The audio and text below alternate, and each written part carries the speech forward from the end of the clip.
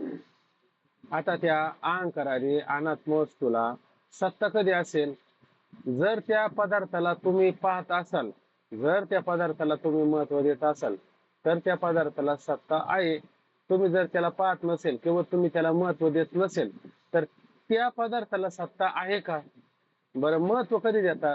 जेव्हा तुम्हाला त्या पदार्थाचं यथार्थ ज्ञान होतं, तेव्हाच तुम्ही त्याला महत्व देता का नाही? बरं, आता गणपतीची मूर्ती आपण बनवतो का नाही? आहे कशाची ती बरं? मातीचीच असते ना. ऐक नाही काय अभंग आहे तुकोबरायांचा? केला मातीचा विष्णू परी माती नव्हे विष्णू.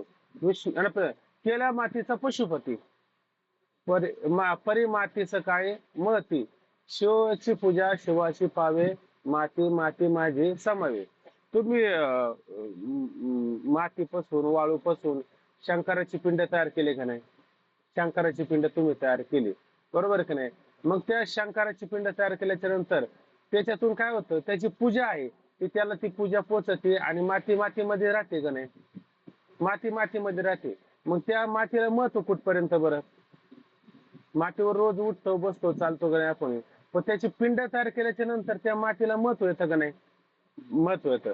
आणि पिंड नष्ट झाली का माती मातीमध्ये जाते, तिला महत्व आहे का? महत्व नाही ना. किंवा आणखीन तुकोबरा म्हणतात, केला पाषाणाचा विष्णू परे पाषाण नव्हे विष्णू. विष्णूची पूजा विष्णूची पावे, पाषाण राहे पाषाण रूपे. केली काशाची जगदंबा परी कासे नव्हे आंबा. आंब्याची पूजा आंबेला घेणे, काशे राहे काशेपणे. ब्रह्मानंद पूर्ण माझे तुका म्हणे, केली काजी ज्याची पूजा त्याशी घेणे, आंबा पाषाण रूपे राणे. असे का अभंग आहे. मग आता तो पाषाणाचा विष्णू केला, मग विष्णू पाषाण आहे का? नाहीये, बरोबर की नाही? मग विष्णूची पूजा विष्णूला त्या पाषाणाच्या रूपाने प्राप्त होते की नाही? आणि पाषाण पाषाणाच्या ठिकाणी राहतो की नाही? हा. मग त्या पाषाणाला महत्व कुठपर्यंत? त्या काशीची आंबा तयार केली, त्या काशाला महत्व कुठपर्यंत? किंवा मातीचा पशुपती केला, तर त्या पशुपतीला आपलं त्या मातीला महत्व कुठपर्यंत? जोपर्यंत त्या पदार्थाचं ज्ञान आहे तोपर्यंत त्याला महत्व आहे. आता त्या पदार्थाचं जर ज्ञान नसेल तर त्याला महत्व आहे का? त्याला महत्व नाहीच आहे ना. आता आपण आपल्या धर्मामध्ये गणपती शंकर विष्णू यांना मानतो, बाकीचे लोक त्याला मानतात का? बरं, बाकीच्या लोकांना त्या मूर्ती समोर पाहायला मिळत नाही का? आहे, पण त्याचं ज्ञान आहे का? त्याचं ज्ञान नाही. मग त्या मूर्ती लोक तोडून टाकतात. ऐक नाही, ते लोक काय करतात? मूर्त्या तोडून टाकतात. उलट आपण पंचमहाभूताला देव समजतो, त्या लोकांना पंचमहाभूत वगैरे काय करतात का? काही त्या ठिकाणी कळत नाही. म्हणजेच त्या पदार्थाला ते मान्य करत नाही किंवा त्या पदार्थाचं ज्ञान त्यांना नसतं. म्हणून त्या पदार्थाला सत्ता आहे का? म्हणून त्या पदार्थाला सत्ता नाही. आणि आपण पदार्थाला सत्ता देतो कारण त्या पदार्थाचं आपल्याला ज्ञान असतं. आता आपल्याला म्हणजे सगळ्याला त्याचं ज्ञान असतं का? सगळ्याला मात्र त्याचं ज्ञान नसतं. मग पदार्थाला सत्ता कुठपर्यंत? जोपर्यंत त्या पदार्थाचं ज्ञान आहे तोपर्यंत त्या पदार्थाला सत्ता आहे. जेव्हा त्या पदार्थाचं ज्ञान नसतं तेव्हा त्या पदार्थाला मात्र सत्ता नसते. अगदी तुम्ही प्रातिभाषिक सत्ता घ्या, व्यावहारिक सत्ता घ्या, पारमार्थिक सत्ता घ्या, याही सत्तेला महत्व कुठपर्यंत असतं? जोपर्यंत तुम्ही स्वप्नामध्ये असता तोपर्यंत त्या स्वप्नाला महत्व देता का नाही? जैसे स्वप्न माझे देखील तर स्वप्नाची साच आपिजे. जोपर्यंत स्वप्नात असतं तोपर्यंत स्वप्न बरं वाटतं का नाही? आणि जागा झाल्याच्या नंतर स्वप्न बरं वाटतं का? आता स्वप्नातल्या सत्तेला महत्व राहिलं का? नाही. आता कोणत्या सत्तेला महत्व आलं? आता जागृतीच्या सत्तेला महत्व आलं. बरं, जागृतीच्या सत्तेला महत्व आलं. आता स्वप्नाचं तुम्हाला जर म्हटलं की स्वप्नामध्ये तुम्ही काय काय पाहिलं, त्यातलं काही इकडं आणा, तर तुम्ही म्हणता स्वप्नातलं काही खरं असतं का? स्वप्नाचे धन हातीना पदरी. मग त्या स्वप्नातल्या सत्तेला महत्व नसतं. आता जागृतीच्या सत्तेला महत्व असतं का? तुम्ही जागृतीमध्ये आणि स्वप्नात गेलं तर जागृतीमध्ये असणाऱ्या सत्तेला महत्व राहतं का? नाही. म्हणून ज्या पदार्थाचं ज्ञान असतं, ज्या सत्तेचं ज्ञान असतं, त्याच असणाऱ्या पदार्थाला किंवा सत्तेला महत्व राहतं किंवा सत्ता राहते. ज्ञान नसेल तर ती सत्ता राहत नाही किंवा तो पदार्थ त्या ठिकाणी राहत नाही. म्हणून काय म्हणलं की अनात्म सूची जेव्हा आपल्याला प्रतिती अनुभव ज्ञान होतं की नाही, तेव्हा त्या असणाऱ्या पदार्थाला तेव्हाच ती वस्तू असते, पदार्थ असते. प्रतीती नसेल, प्रतीती ज्ञान अनुभव बरं का, तेव्हा ती वस्तू स्वरूपे करून नसते. स्वरूपे करून म्हणजे स्वरूप तिचं सिद्ध होत नाही, म्हणून ती नसते. याच हेतूने हा याच हेतूने सुषुप्तीमध्ये कोणत्याही विषयाची प्रतीती येत नाही. आता सुषुप्ती होते की नाही, सुषुप्ती म्हणजे आपल्याला असणारी गाढ झोप, याला सुषुप्ती असं त्या ठिकाणी म्हटलं जातं. बर, ही सुषुप्ती असते, त्याच्यामध्ये आपल्याला काही स्वप्न, काही पदार्थ, काही हत्ती घोडे आहे का नाही, पर्वत नद्या नाल्या, चंद्र सूर्य नक्षत्र वगैरे काय असतं का? असतं का त्या सुषुप्तीमध्ये? बरं, स्वप्न पडतं ते कोणत्या नाडीमध्ये पडत असतं बरं? ती नाडी कोणती बरं? तिला दोन नाव आहे आणि तिचं स्वरूप कसं आहे बरं? हा, अजून काय नाव नाडीचं नाव आहे ते? येता कळाल तुम्हाला अजून?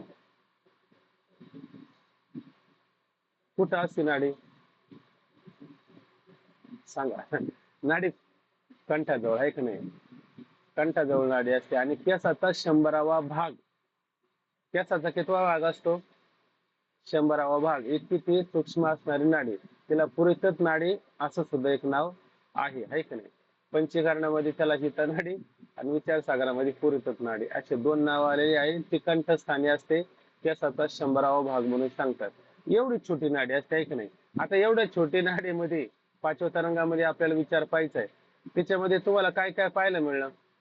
पित्ता नाडीमध्ये त्याच्यामध्ये तुम्ही हत्ती पाहिला, तुम्ही डोंगर पाहिले, तुम्ही पर्वत पाहिले, तुम्ही चंद्र सूर्य तारे नक्षत्र. आता मला सांगा, सूर्य किती मोठा बरं? इतका मोठा सूर्य आता त्या पुरीतच नाडीमध्ये मावल का? मावणं शक्य तरी आहे का? मावणं सुद्धा शक्य नाही. तरी तिथं तुम्हाला प्रतीती आली का नाही? मग याचा अर्थ काय घ्यायचा? आता जाऊ द्या, पुढचं लय सांगण्यापेक्षा ना पुढचा मुद्दा पुढे उपस्थित होणार आहे. फक्त हा मुद्दा त्या टायमाला जुळवायला आपल्याला गरजेचा होऊ शकतो. इथे एवढंच करायचं का, प्रतीती अनुभव ज्ञान असेल तर वस्तूला सत्ता आहे, आणि प्रतीती अनुभव ज्ञान नसेल तर तिचं स्वरूप सिद्ध होत नाही, म्हणून तिची सत्ता होऊ शकत नाही, असा सरळ अर्थ घ्यायचा. याच हेतूने सुषुप्तीमध्ये काहीच नसतं, स्वप्न वगैरे काही नसतं. स्वप्नरहित जी गाढ झोप असते तिला सुषुप्ती असं म्हणतात. बरोबर की नाही? मग कोणत्याही विषयाची प्रतीती येत नाही, म्हणून सर्व प्रपंचाचा अभाव वेदाने प्रतिपादन केलेला आहे. झालेलाच विषय, फक्त सरळ सरळ घेऊ आपण. बघा आता, दृष्टांतात रज्जूच्या ठिकाणी सर्प प्रतीत होतो, तेव्हाच प्रतीतीची संगती लागण्याकरता सर्पाचे अस्तित्व प्रतीत नसेल तेव्हा तो, बरोबर ना? इथं दृष्टांतातही रज्जूच्या ठिकाणी सर्प प्रतीत होतो. दृष्टांतामध्ये रज्जूवरती सर्प हा आपल्याला दृष्टांतच आहे ना. तेव्हाच प्रतीतीची संगती लावण्याकरता, प्रतीतीची अनुभवाची ज्ञानाची विचाराची संगती लावण्याकरता सर्पाचे अस्तित्व मानावे आहे का नाही? सर्पाचे अस्तित्व मानावे ज्ञान असेल तर, आहे का नाही? ज्ञान असेल तर सर्पाचं अस्तित्व तुम्ही मानाल. आणि सर्पाचं ज्ञान नसेल आणि फुलाच्या माळीचं ज्ञान असेल तर सर्पाचं अस्तित्व मान्य होईल का? तो म्हणून फुलाचीच माळ आहे, मग सर्पाचं अस्तित्व मान्य होणार नाही. कारण जे ज्ञान असतं त्यानुसार त्याचं अस्तित्व मान्य केलं जातं. ते फक्त सजाती असतं पाहिजे. म्हणून संगती लागण्याकरता बघा, सर्पाचं अस्तित्व मानावे. प्रतीती नसेल तेव्हा तो सर्प नाहीच. आणि त्याची जर प्रतीतीच नसेल, अनुभव नसेल, ज्ञान नसेल, तर मग आता तो सर्प आहे का? नाहीच आहे का नाही? आणि त्याचे संस्कार असेल तर मग सर्प आहेच आहे का नाही? या सिद्धांतासच वेदांतात दृष्टी सृष्टीवाद म्हणतात, आहे का नाही? दृष्टी सृष्टीवाद सांगत असताना काय आहे? सरळ सरळ त्याची व्याख्या काय करायची? प्रतीती असेल तर स्वरूपाची सिद्धी, प्रतीती असेल, अनुभव असेल तर पदार्थाला सत्ता, आणि प्रतीती नसेल, अनुभव नसेल, ज्ञान नसेल तर पदार्थाला सत्ता नाही. म्हणजे दृष्टी असेल, दृष्टी याचा अर्थ ज्ञान. आणि ज्ञान कसा असतो? ज्ञान म्हणजे हे काय? ज्ञान हे साक्षी रूप असतं. म्हणजे साक्षी असेल तर पदार्थ, साक्षी नसेल तर पदार्थ नाही. आता हे पुढे आपल्याला वेगळ्या वेगळ्या स्वरूपामध्ये पाहायला मिळणार आहे. आता सध्या तूर्त फक्त दृष्टी म्हणजे ज्ञान असा अर्थ घ्या, आणि सृष्टी म्हणजे पदार्थ, जगत, वस्तू, अनात्म, बंध. ठीक आहे, याला सत्ता असते. अशा रीतीने अनंत अहंकारादी आणि त्याचे ज्ञान उत्पन्न होते आणि लय पावते. आता जेव्हा आपण हे पाहणार आहे काय, पाचव्या तरंगामध्ये ना कोणत्या ख्याते नाही आपलं, कोश पाहिजेत आपल्याला, कोश. आणि कोश पाहत असताना त्याच्यामध्ये मनोमय कोश, विज्ञानमय कोश आहे का नाही. मग एक प्रवाह रूपाने असते, आणि एक कोणते असते महाराज, ओंकार महाराज, एक प्रवाह रूपाने, आणि एक काहीतरी लय धारा सांगल्या बघा त्याच्यामध्ये, धारा आठवतात का तुम्हाला धारा. त्या धारा एक एक लय रूप होत असते, एक प्रवाह रूपाने वाहत असते त्या धारा. आता मला पण आठवत नाही, पण ती धारा म्हणजे नाही नाही मनोमय कोश असतो ना, ते मनोमय म्हणजे मन पुढं पुढं चालत असतं. आणि विज्ञानमय कोश काय करतं, ते तिथं तिथं ज्याचं काय करत असतं, निश्चय करत असतं. जाऊ द्या, तुम्हाला प्रसंग आता यथार्थ रूपाने आठवणार नाही, त्याची विसंगती होऊन जाईल. जाऊ द्या, सध्या तूर्त आपण हे फक्त सध्या लक्षात घ्या. बघा आता, अशा रीतीने अनंत अहंकारादी आणि त्याचे ज्ञान उत्पन्न होते आणि लय पावते. उत्पन्न होते म्हणजे काय, जसं तुम्ही पहा बरं, डोळे उघडले तर पदार्थ तुम्हाला समोर दिसणार की नाही, वस्तू, हे झाड, घर, दार, हे दिसणार की नाही. हा, मग याला सत्ता आली का नाही, सत्ता आली. आणि डोळे झाकले समजा तुम्ही, मग ते पदार्थ कुठे गेले, पदार्थ आहेच तिथं, पण त्याला सत्ता राहिली का आता, त्याला सत्ता नाही राहिली. मग त्याचा लय झालाय का नाही, त्याचा लय झाला. म्हणजे दृष्टी असेल तर सृष्टी, आणि दृष्टी नसेल तर सृष्टी नाहीच ना.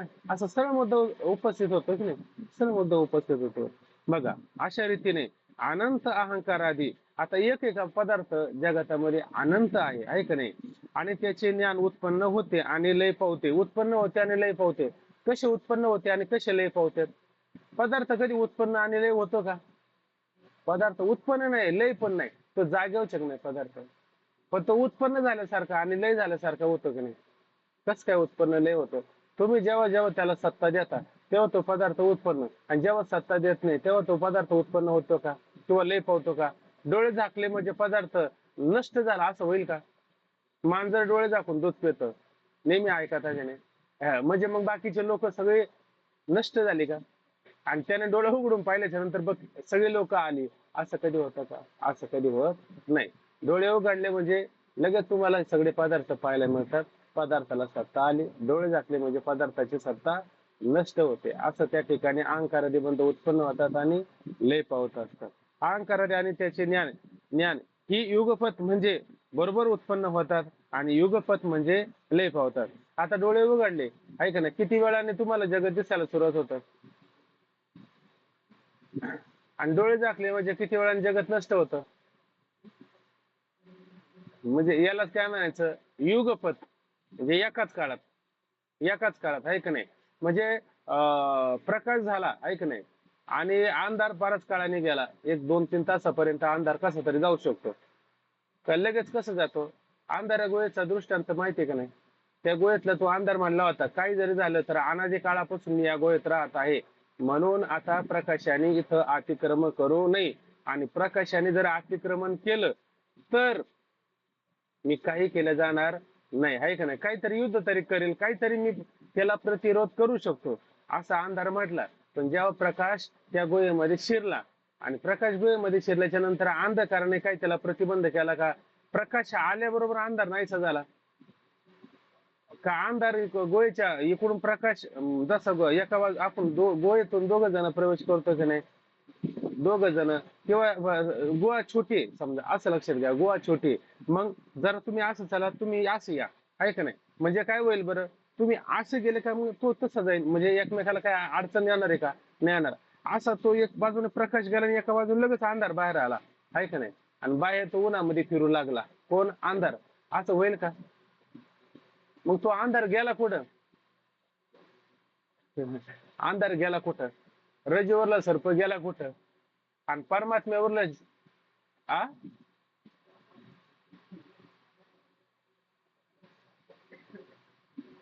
अंधार लय झाला की नाही. त्या प्रकाशाचा अज्ञान हाच अंधार आहे.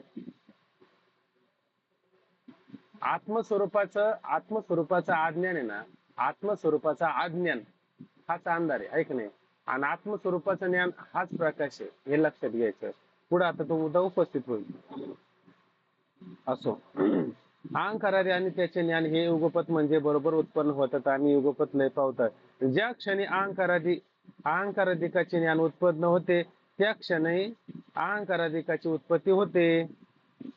ज्ञान उत्पन्न बघा, ज्या क्षणी अहंकाराधिकाचे ज्ञान उत्पन्न होते त्या क्षणी अहंकाराधिकाची उत्पत्ती होते. अहंकाराधिकाचं ज्ञान उत्पन्न झालं. ज्ञान म्हणजे ज्ञानाची सूक्ष्म अवस्था म्हणजे संस्कार. हे जेव्हा आपल्या अंतःकरणामध्ये उत्पन्न होतात की नाही, उत्पन्न होतात त्या क्षणी अहंकाराधिकाची उत्पत्ती झाली. तर नवीन काही उत्पन्न करावं लागलं का? उत्पन्न करण्याची आवश्यकता आहे का? स्वप्न पाहत असताना तुम्ही तिथं पदार्थ काय काय उत्पन्न करता, कुठून कुठून काय काय घेऊन जाता? तुम्ही म्हणता का नाही झोपायचंय आता, चला चंद्र सूर्य प्रभा आकाश पंचमहाभूत त्याचं कार्य ते पदार्थ सगळे घेऊन जाता का स्वप्नामध्ये? मग काय करता की तुम्ही स्वप्नातच तयार करता, आहे का नाही. ब्रह्मचारी होता एक जण, ब्राह्मण ब्रह्मचारी बिचारा, आहे का नाही. आणि तो बिचारा झोपला आणि झोपल्याच्या नंतर त्याला नातू पंतू मुलं सगळे निर्माण झाले, बरोबर आहे का नाही. बरं सगळे निर्माण झाले. पहिल्यांदा स्वप्नामध्ये त्याला नातू नाही नाही पहिल्यांदा काय व्हायला पाहिजे, मुलगा व्हायला पाहिजे, आहे का नाही. मग मुलाचं लग्न व्हायला पाहिजे. मग मुलाचं लग्न झाल्याच्या नंतर त्याला पण मुलगा व्हायला पाहिजे. मग तो नातू, नंतर पंतू, नंतर कातोंड, एकदा काय बरेच ते तोंडांची नावं घेतात, मला काही आठवत नाही, आहे का नाही. मग ते स्वप्न झोपला किती वाजता? 10 वाजता झोपला होता, आहे का नाही. आणि मग किती वर्षाने उठला तो? तास 2 तास तर उठतो का नाही? का असा 50-100 वर्ष झोपून असतो? नाही. तो किती काळ झोपतो? तासभर झोपतो, तास 1.5 तास झोपतो. स्वप्नाची अवस्था किती काळापर्यंत असते? पुढे आपण 6वा तरंग पाहणार ना, त्याच्यामध्ये हा सगळा खुलासा होऊन जाणार आहे. मग त्याला नातू पंतू हे एक एक उत्पन्न झाले का एकदम सगळेच उत्पन्न झाले स्वप्नामध्ये? त्याने आ म्हणजे हे सगळं युगपतच उत्पन्न झालं की नाही, का माग पुढे झालं? पहिल्यांदा मुलगा झाला नाही, याचं पहिलं लग्न झालं, लग्न झाल्याच्या नंतर मुलगा झाला, मुलगा झाल्याच्या नंतर मग त्याला नातू झाला. आणि कोणाला झाला? ब्रह्मचार्याला. हा ब्रह्मचारी शब्द विसरू नका, आहे का नाही. आणि हे सगळं उत्पन्न झालंय की नाही. हा बोलू नये ते आले बोला, आमचा बाप काय तुमचा बाप गर्वार झाला. आता हे सगळं होणं म्हणजे ब्रह्मचार्याला मुलं कधी होणं शक्य आहे का? पण हे सगळं युगपत उत्पन्न होत आहे का नाही. मग युगपत अशा पद्धतीने उत्पन्न होतच असतं. ठीक आहे. मग ज्या क्षणी अहंकाराधिकाचे ज्ञान उत्पन्न होते त्या क्षणी अहंकाराधिकाची उत्पत्ती सुद्धा अशा पद्धतीनं होत असते. आणि ज्या क्षणी ज्ञानाचा लय होतो त्या क्षणी अहंकाराधिकाचा लय होतो, आहे का नाही. आता समजा समजा तो जागा झाला, आता अहंकाराधिक म्हणजे लक्षात आलं ना, बंद आहे पदार्थ आणि पदार्थाचं ज्ञान हाच काय बंद त्या ठिकाणी आहे. स्वप्नामध्ये मग नातू पण तो अमुक तमुक. नारदाचं उदाहरण माहिती आहे ना तुम्हाला सर्वांना. त्याला किती मुलं झाली? बरीच मुलं झाली. आणि एवढी मुलं झाल्याच्या नंतर जेव्हा त्याला नदी पार करून यायचे पलीकडे यायची होती त्यावेळेस ते मुलाला नदी पार करताना मोठा पूर आला. पुरामध्ये बायको एका बाजूने, मुले एका बाजूने, की कोणाला धरता येणं, पुढं काय करता येणं, अशी त्याची अवस्था झाली का नाही. अशी त्याची अवस्था झाली. आणि कोणाची झाली? नारदाची झाली, आहे का नाही.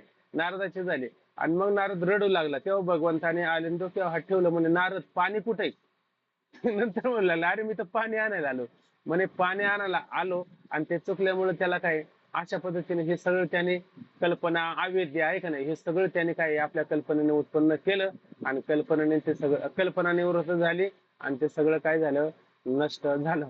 मग त्याला सत्ता नव्हती का? तो रडत नव्हता का? रडत होता, ऐक नाही, माझी बायको गेली, माझी मुलं गेली, मी काय करू. आता हे काय, आता मला तो अभंग पण आठवत नाही तुकोबरायांचा, की मिथ्याचं कोल्हाळ असे काहीतरी शब्द त्या ठिकाणी वापरत असतात तुकोबराय. ते म्हणतात अरे बायका पोरं अमुक तमुक हे सगळे आहे का, तू त्याच्यासाठी रडतो. पण हे क्षण किती काळापुरतं आहे बरं, विचार करून बघ बरं. जोपर्यंत तुम्ही त्याला सत्ता देता तोपर्यंत ते असतात. आणि एकदा सत्ता त्याचं ज्ञान नष्ट झालं का अहंकारादी बंध सुद्धा काय असतो, नष्टच त्या ठिकाणी होत असतो. त्या क्षणी अहंकाराधिक उत्पन्न होते आणि ज्या क्षणी ज्ञानाचा लय होतो त्या क्षणी अहंकाराधिकाचा लय होतो. अहंकाराधिक आणि त्याचे ज्ञान हा अध्यास आहे. अहंकारादी आणि त्याचे ज्ञान हा अध्यास आहे. आणि अध्यास जो असतो तो खरा असतो का मिथ्याचा असतो बरं? मिथ्याचा असतो.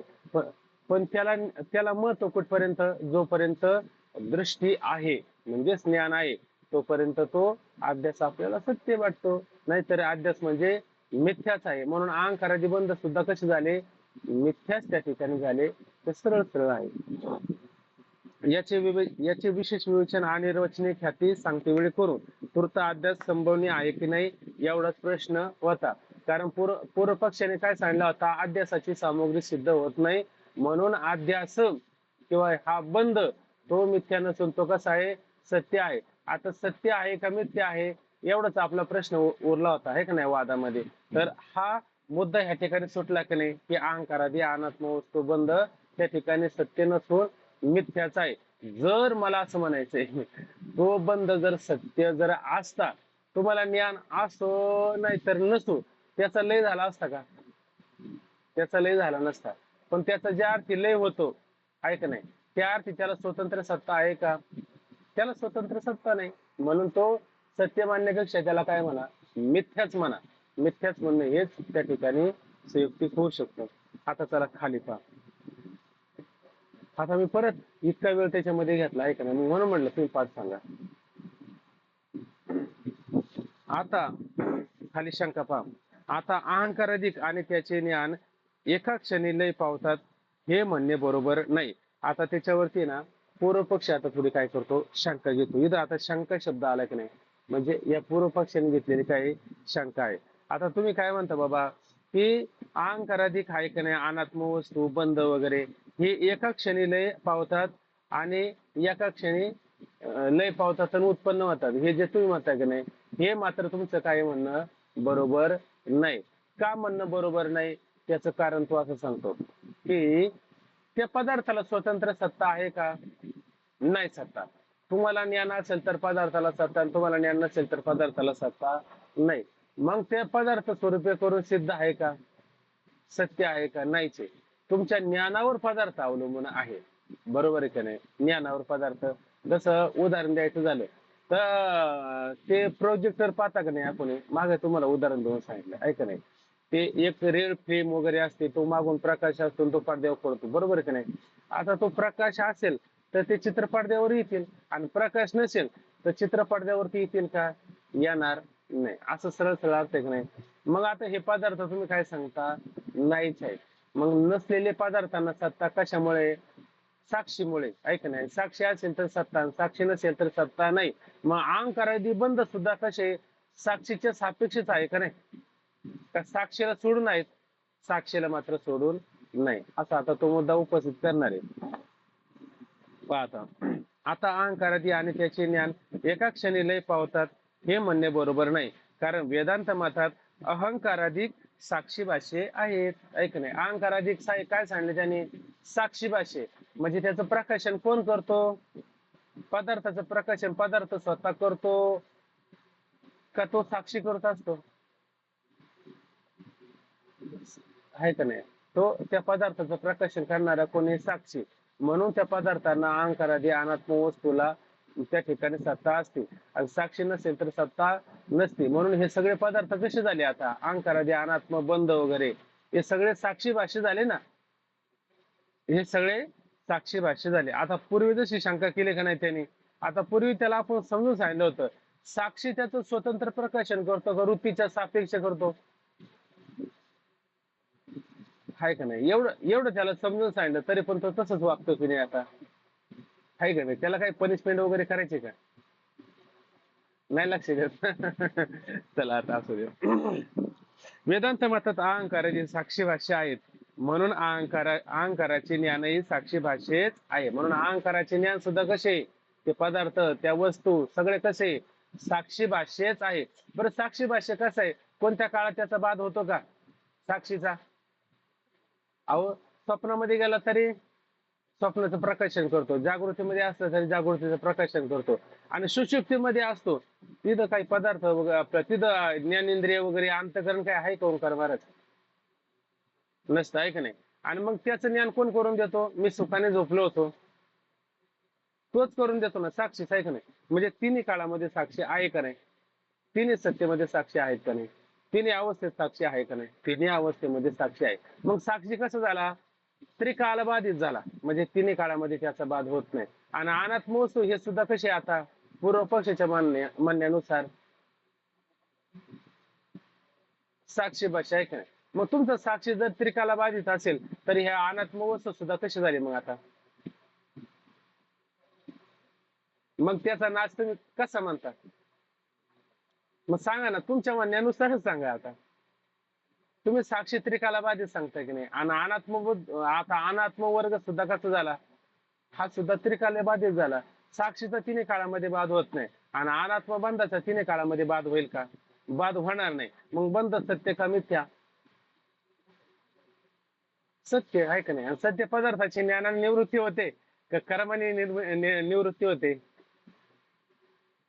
हा, म्हणजे त्याचा मनका अजून मोडलेला नाही, आहे का नाही?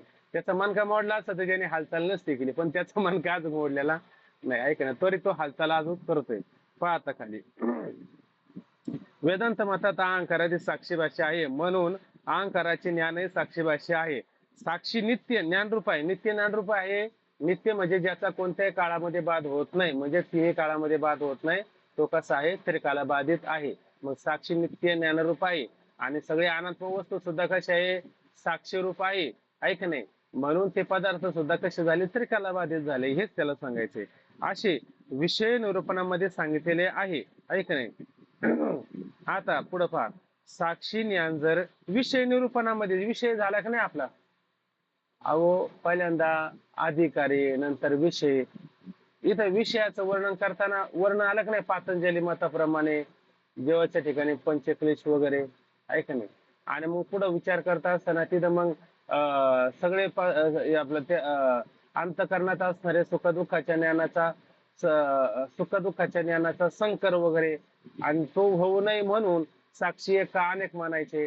म्हणे साक्षी हे अनेक मानायचे, आहे का नाही? का मानायचे साक्षी?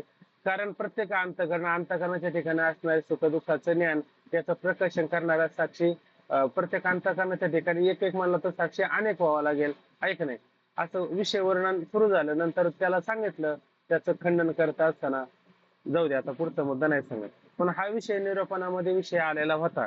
असे विषय निरूपणामध्ये सांगितलेले आहेत. साक्षी ज्ञान जर नित्य आहे तर त्याचे विषय अहंकाराधिक नित्यच पाहिजे. हे साक्षी जर नित्य असेल तर त्याचे अहंकारादी वस्तू बंध वगैरे हे सुद्धा कसे असले पाहिजे? नित्य असले पाहिजे. कारण याला स्वतंत्र सत्ता आहे का? अहंकाराधिकाला स्वतंत्र सत्ता आहे का? नाही. आणि याला सत्ता कोणामुळे? दृष्टी असेल तर सृष्टी. सृष्टी म्हणजे अहंकारादी अनात्म वस्तू, आणि दृष्टी नसेल तर नाही. म्हणजे याला सत्ता कोणामुळे?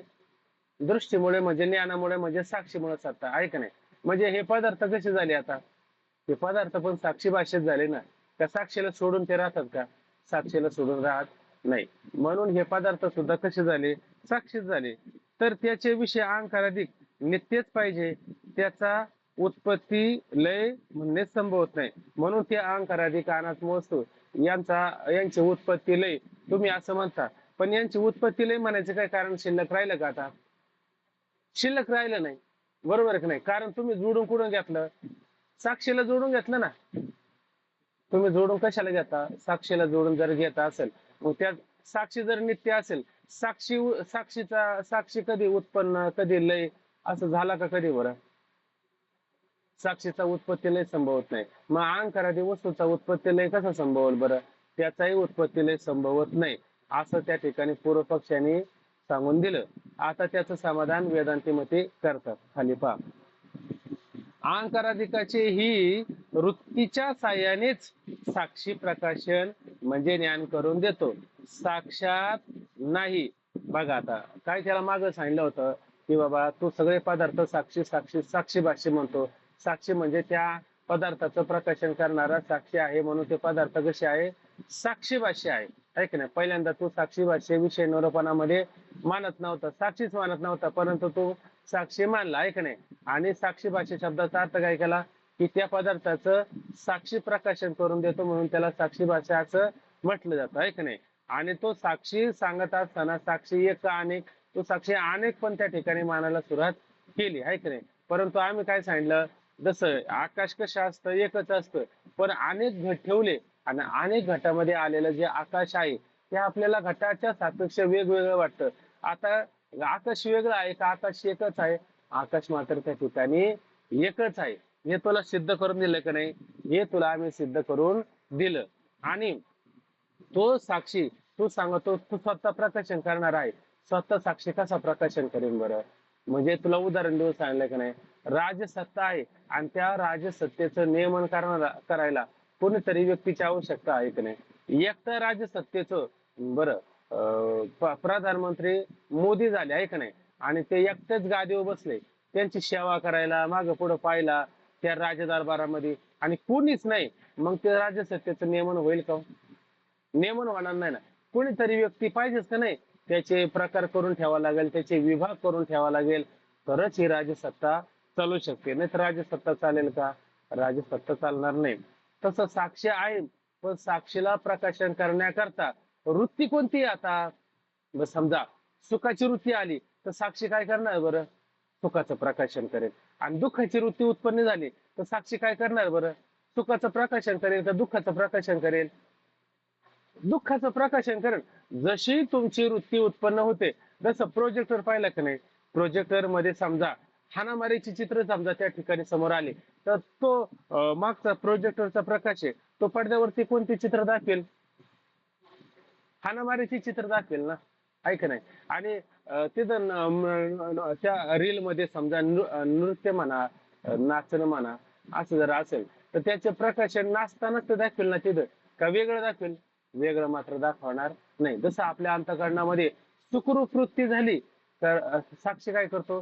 त्याचं सुखाचं प्रकाशन करतो. आणि दुःखरूप वृत्ती उत्पन्न झाली का दुःखाचं प्रकाशन करेल. आणि वृत्ती जर उत्पन्नच झाली नाही तर साक्षी काय प्रकाशन करेल का? साक्षी प्रकाशन करणार नाही. जसं आता ते नाटक दीप म्हणून किंवा आणखीन पंचदशीमध्ये हे मुद्दे चांगले त्या ठिकाणी येत असतात. म्हणे एक आहे ना रंगमंच होता आणि त्या रंगमंचावरती ना, बरं आता त्याच्यामध्ये बुद्धीचं एक वर्णन करून सांगितलं, मनाचं वर्णन करून सांगितलं, इंद्रियांचं वर्णन करून सांगितलं.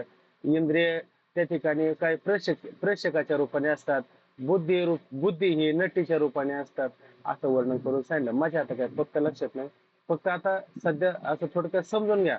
आता तिथं एक आहे ना दिवा लावलेला आहे, कुठं लावलेला आहे? तो रंगमंच आहे आणि त्या रंगमंचावरती दिवा लावलेला आहे. आता संध्याकाळी कार्यक्रम असतो, मग संध्याकाळी कार्यक्रम असतो, लोक तिथं म्हणजे अभिनय करणारे जे लोक आहेत ते रंगमंचावरती उभे राहतात आणि पाहणारे प्रेक्षक रंगमंचाच्या खाली उभे राहतात. आता तो रंगमंचावरती असणारा जे नाटक वगैरे आहे त्याचं प्रकाशन करणारा तो दिवा आहे का नाही, तो दिवा कुठे? तिथंच आहे. तो दिवा कुठे? तिथंच आहे, बरोबर आहे का नाही. आता तिथं नाटक वगैरे सगळं झालं, लोकांनी पाहिलं आणि लोक निघून गेले, बरोबर आहे का नाही. मग ते रंगमंचावरती जसं नाटक झालं तसं लोकांनी तिथं पाहिलं का नाही? पाहिलं. आणि ते रंगमंच थांबला, नाटक वगैरे सगळे थांबले, लोक निघून गेले. आता तो प्रकाश आहे तिथंच आहे का नाही? त्या देवा तिथून जागा सोडून निघून गेला कुठं? देवा तिथंच आहे, बरोबर आहे का नाही. बरं, हा सूर्य आहे का नाही, आणि उदो असताचे प्रकाशे जैसे चालताना सूर्याचे चालणे, तो काय चालतो का? कुठं काय आहे का? आपण फिरून येतो का नाही? आता आपला जो पृथ्वीचा भाग आहे तो सूर्याच्या प्रकाशाच्या समोर आलाय की नाही? आलाय. मग आता तो सूर्याच्या प्रकाशामध्ये आता आपले काम सुरू झाले का नाही? काम सुरू त्या ठिकाणी होत असतात, आहे की नाही. आणि जेव्हा आपला पृथ्वीचा भाग त्या सूर्याच्या प्रकाशाच्या समोर नसतो तेव्हा आपली कार्य थांबतात की नाही? कार्य थांबतात, बरोबर आहे की नाही. मग आता तो जो भाग सूर्याच्या प्रकाशाच्या समोर येतो त्याचं सूर्यप्रकाशन करतोय की नाही? का सूर्य आता 7-8-10 दिवस झाले सूर्याचा काय प्रकाश नाही, सूर्य जरा थोडा बाहेर फिरायला गेलाय, असं कधी झालंय का? सूर्य आपल्या जागेवर आहे का नाही? फक्त तुमचं येणं जाणं तिथं आहे की नाही? तुमचं येणं जाणं मात्र तिथं असतं. तसं साक्षी कसा असतो? नित्य ज्ञान रूप असतो, बरोबर की नाही. वृत्तीनं जर काहीतरी अंतःकरणामध्ये सुख दुःख उत्पन्न केली तर साक्षी त्याचं प्रकाशन करतो. आणि स्ववृत्तीनं कोणतेही सुख दुःख उत्पन्न केलं नाही तर साक्षी त्याचं प्रकाशन करतो का? साक्षी मात्र प्रकाशन करत नाही. बरं, साक्षी स्वतंत्र एकटा प्रकाशन करतो का? एकटा करत नाही. तो वृत्तीला धरूनच अशा पद्धतीनं काय करत असतो? प्रकाशन करत असतो. चला, अहंकाराधिकाचेही वृत्तीच्या साहाय्याने साक्षी प्रकाशन म्हणजे ज्ञान करून देतो, साक्षात मात्र नाही. ज्या वृत्तीचा उत्पत्तीला संभवतो, ज्या वृत्तीचा सुखकारक असेल, दुःखकारक असेल, चांगले असेल, वाईट असेल, अशा वृत्तीचा उत्पत्ती उत्पन्न होते, निर्माण होते, किंवा नाश पावते, निवृत्त होते, लय पावते, ऐकणे संभवतो. म्हणून अहंकाराधिकाचाही उत्पत्ती लय संभवतो. म्हणून आता समजा अहंकाराधिक हा अनात्मोत्सचा बंध आहे की नाही. बरं, जगत काय तुम्हाला नेहमी सुख देईल का? दुःख सुद्धा देऊ शकत नाही का? जगत कधी सुख देतं, कधी दुःख देतं. जगताने आपल्याला सुख दिलं तर आपल्याला काय वाटतं? सुख वाटतं, सुखाचं प्रकाशन केलं. आणि त्या जगताने आपल्याला जर दुःख दिलं तर वृत्तीमध्ये दुःखाकार झालेले वृत्ती त्या दुःखाकार वृत्तीचं साक्षी प्रकाशन करतो. तेव्हा आपल्याला जगताने दुःख दिलं असा तो साक्षी काय करतो? त्याचं ज्ञान करून देत असतो. अशा रीतीने उत्तर अहंकाराधिक आणि त्याचे अशा रीतीने उत्तर अहंकाराधिक आणि त्याचे ज्ञान उत्पत्तीचा हेतू पूर्व मिथ्या अहंकाराधिकाचा ज्ञानजन्य संस्कार आहे. आता इथं जरा थोडं लक्ष द्या. काही वेळ आपल्याकडे अजून ना, 2-4 मिनिटांमध्ये आपण फायनल करू. आपलं तर जास्त काही नाही गेलं. अशा रीतीने बरं का. आता पुढचं आता हे ना, आता आपल्याला आपल्या जीवनाशी फार महत्वाचा निगडीत असणारा प्रश्न इथं उत्पन्न झालेला आहे आणि याचा आपण काय करायचं? बारकाईने विचार करायचा. तर अशा रीतीने उत्तर म्हणजे काय बरं? उत्तर म्हणजे पूर्व दिशेच्या विरुद्ध पश्चिम अशा दिशा ज्या आहेत का नाही, पूर्व पश्चिम दक्षिण उत्तर, ह्या दिशा आहे का नाही, ह्या दिशांचं नाही वर्णन आलं नाही तर इथं म्हणाल दिशा. दिशा नाही म्हणत, ऐक नाही. उत्तर म्हणजे पुढची ऐक नाही, पुढची म्हणा, ऐक नाही, किंवा नंतरची म्हणा, ऐक नाही ना. आता समजा विवेक झाला की नंतर विवेक झाल्याच्या नंतर वैराग्य झाल्याच्या नंतर समाधी षटक आहे का? नंतर उत्तर पुढचे असे लक्षात घ्यायचे. ठीक आहे ना. अशा रीतीने उत्तर अहंकाराधिक आणि त्याचे ज्ञान उत्पत्तीचा हेतू, त्याच्या अहंकाराधिक आणि त्याच्या ज्ञान उत्पन्न होण्याचा हेतू म्हणजे कारण पूर्व मिथ्या अहंकाराधिकाचा ज्ञानजन्य संस्कार आहे. ऐक नाही, पूर्व म्हणजे आधीचे ऐक नाही, उत्तर नंतरच्याला ऐक नाही, आणि पूर्व म्हणजे आधीचे ऐक नाही, म्हणजे पूर्वी झालेले संस्कार, त्या संस्कारच काय होतात? नंतरचे अहंकाराधिकाला हेतू ठरतात. बरोबर की नाही? आता उदाहरण देऊन सांगता कसं, म्हणजे उदाहरणार्थ घ्या, या शरीरात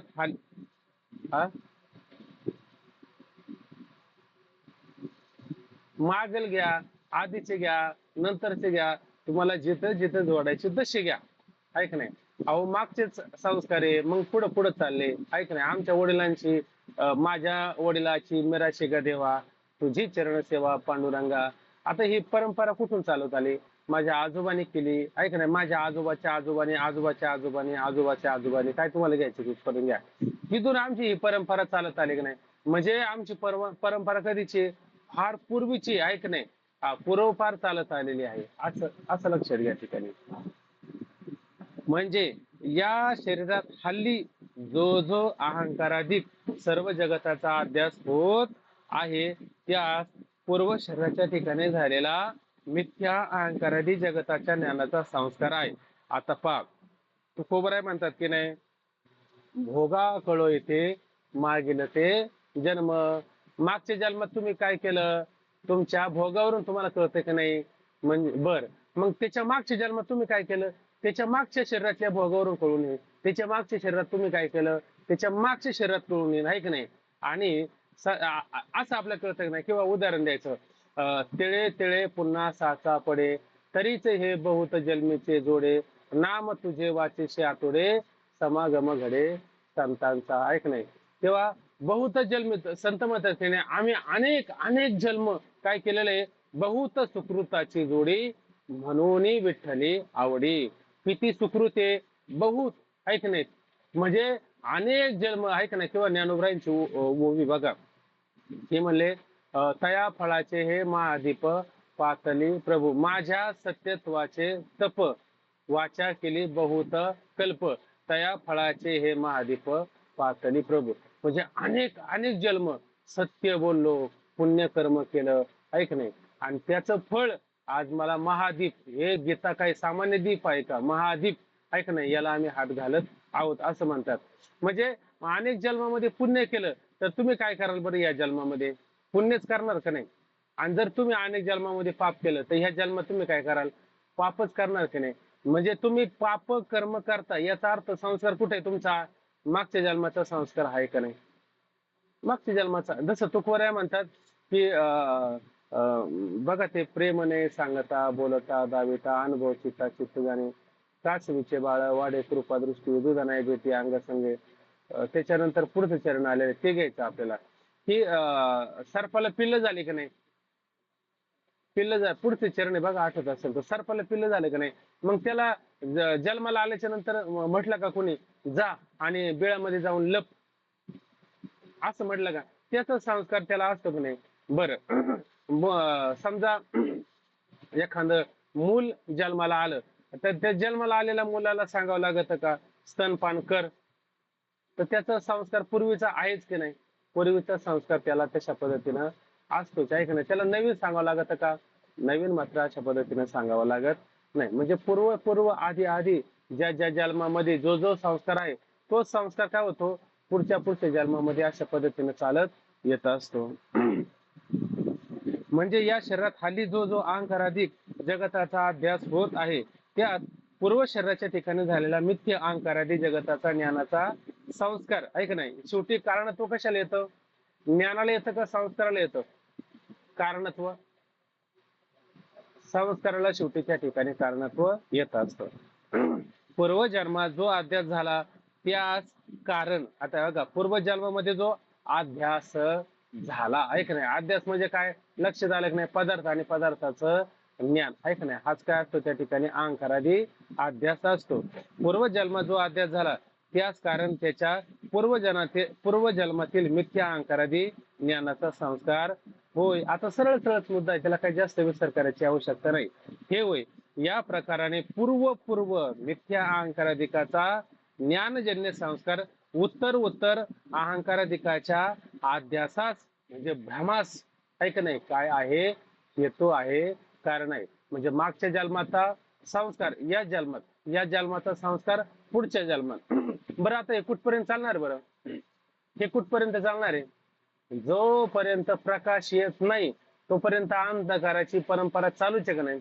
आणि प्रकाश आल्याच्या नंतर हे मात्र जाऊ शकतं बरोबर आहे की नाही सरळ सरळ मुद्दा आहे पण आता पूर्व पक्ष परीक्षांक करणार आहे ऐक नाही बरं मागच्या जन्माचा त्याच्या मागच्या जन्माचा त्याच्या मागच्या जन्माचा अहो पण पहिला जन्म कोणता तोच आम्हाला सांगा ना म्हणजे जिथून तुम्हाला अध्यास झाला तो पहिला जन्म आम्हाला सांगा आहे का नाही मग आम्ही समजू बाबा इथून सुरुवात झाली आहे का नाही कशाला संस्कार तुम्ही म्हणता का नाही आपली पृथ्वी आणि ह्या पृथ्वीचा उदय ही पृथ्वी जन्माला आली कुठून आली वर कोणतं वर्ष साजरं करता तुम्ही नवीन वर्ष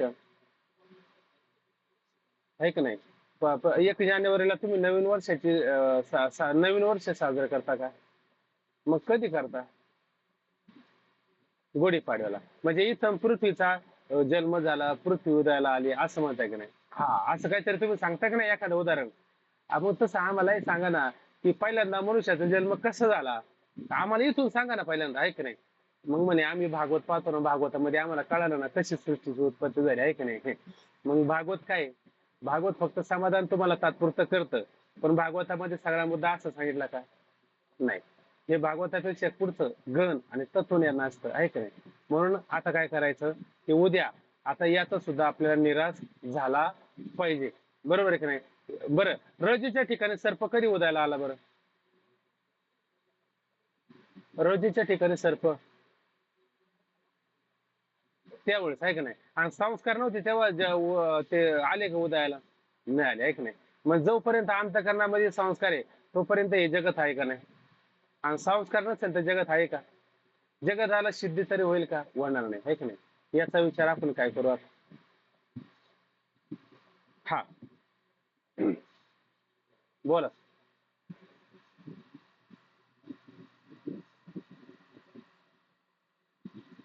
हम्म. हम्म. हम्म. हम्म. हा. हम्म. हम्म. हम्म. असं तिथं